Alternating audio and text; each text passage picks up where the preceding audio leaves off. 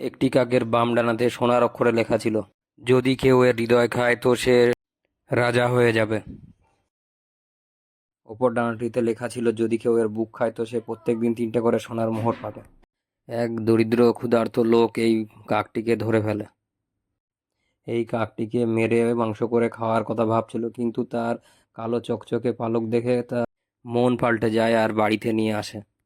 এক লোভী বিক্রেতা এইটা খুলে পড়ে এবং ভাবে যে এ তো ভাগ্যের দরজা খুলে গেল। যদি আমি এর বুক আর হৃদয় খেয়ে নিই তাহলে রাজাও হয়ে যাব আর বড় লোকও। যে এই কাকটিকে ধরেছিল সেই দরিদ্র লোকটিও কাকের ডানায় কিছু লেখা দেখলো, কিন্তু সে পড়তে পারতো না। লোভী ব্যক্তি বলে, আরে এতে এরকম বিশেষ কিছু লেখা নেই, আমার এর মাংস খাওয়ার ইচ্ছা, তুমি শুধু একে রান্না করে এর বুক আর হৃদয় আমাকে খাইয়ে দাও, তাহলে তোমাকে 1 থলি মোহর দেব। বুড়ো ব্যক্তিও বেশি কিছু না ভেবে বিক্রেতার কথা মতো রান্না শুরু করে দিল। তখনই এক ঘটনা ঘটে যায়। বৃদ্ধার 2 ছেলে খিদায় মাংসের গন্ধে নিজেদের সামলাতে না পেরে একজন হৃদয় আর একজন বুক খেয়ে নেয়। তারপর বৃদ্ধ মাংস নিয়ে বিক্রেতার কাছে যায় এবং দেখে যে এতে হৃদয় আর বুক নেই। তখন রেগে মেগে বৃদ্ধাকে তেজ দেখিয়ে সোনার থলে নিয়ে চলে যায়।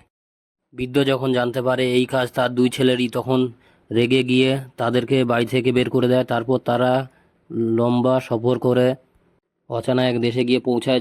তখন দেখে সন্ধ্যা হয়ে গেছে। তো সামনে একটা বেঞ্চ দেখে একজন বেঞ্চের উপরে আর একজন বেঞ্চের নিচে শুয়ে পড়ে। তখনই কাকের সেই জাদু কাজ করতে শুরু করলো। একটা ছেলে যে উপরে ঘুমিয়েছিল সে অদ্ভুতভাবে ওই দেশেরই রাজা হয়ে গেল, আর যে নিচে শুয়েছিল প্রত্যেক দিন তার বালিশের নিচে 3টে করে সোনার মোহর পেতে থাকলো। এভাবেই সময় কাটতে থাকে, আর এখন তার কাছে এক বাস্ক সোনার মোহর জমে গেছিল। ধীরে ধীরে সে বহুত বড়লোক হয়ে যায়। এদিকে বুড়ো ব্যক্তি তার ছেলেদেরকে নিয়ে চিন্তিত হয়ে তাদের খোঁজার জন্য দূর দেশে রওনা দেয় এবং সে হাঁটতে হাঁটতে সেই দেশেই এসে পৌঁছায়। যখন বৃদ্ধ ক্লান্ত হয়ে এক জায়গায় বসে, তো আশ্চর্যজনকভাবে ওই ঘরের সামনেই বৃদ্ধ বসেছিল।